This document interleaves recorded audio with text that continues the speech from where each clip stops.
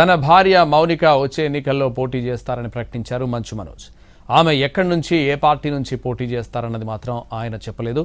మనోజ్ ప్రకటన రాజకీయ వర్గాల్లో ముఖ్యంగా కర్నూలు జిల్లాలో ఆసక్తికరంగా మారింది. భూమా నాగిరెడ్డి, శోభా నాగిరెడ్డి వారసురాలిగా ఇప్పటికే అఖిలప్రియ రాజకీయాల్లో ఉన్నారు.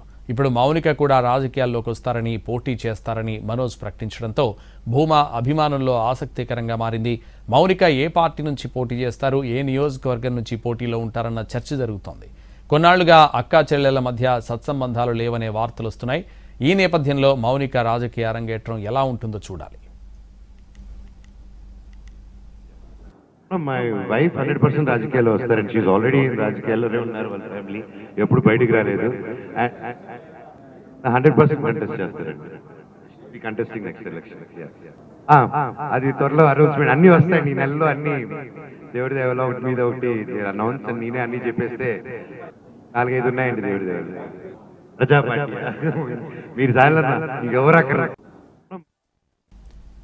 తండ్రి మోహన్ బాబుతో విభేదాలపై స్పందించారు మంచు మనోజ్. మీ నాన్నతో ఉన్న గొడవలు సద్దుమణిగాయా అన్న ప్రశ్నకు అది ఎవరిని అడగాలో మీకు తెలుసని అన్నారు. అయితే మైక్తో వెళ్ళకండి, ఒకవేళ వెళ్ళినా హెల్మెట్ పెట్టుకోండి సరదాగా అన్నారు మంచు మనోజ్. నాకు నా నాన్నగారు ఆశీస్సులు, మీకు మీ నాన్నగారు ఆశీస్సులు లేకపోతే ఎక్కడ ఉండగలుగుతూ ఉండలేము. 100% అండి. అది మీకు ఎవరిని అడగాలో తెలిస్తే అక్కడ ఇల్లు అడగండి. ఐ ఛాలెంజ్ మైక్ వెళ్ళకండి. మరి హెల్మెట్ చేసుకున్నాను. నాకు నా నాన్నగారు ఆశీస్సులు, మీకు మీ నాన్నగారు ఆశీస్సులు లేకపోతే ఎక్కడ ఉండగలుగుతూ ఉండలేము. 100% అండి. అది మీకు ఎవరిని అడగాలో తెలిస్తే అక్కడ ఇల్లు అడగండి. ఐ ఛాలెంజ్ మైక్ వెళ్ళకండి.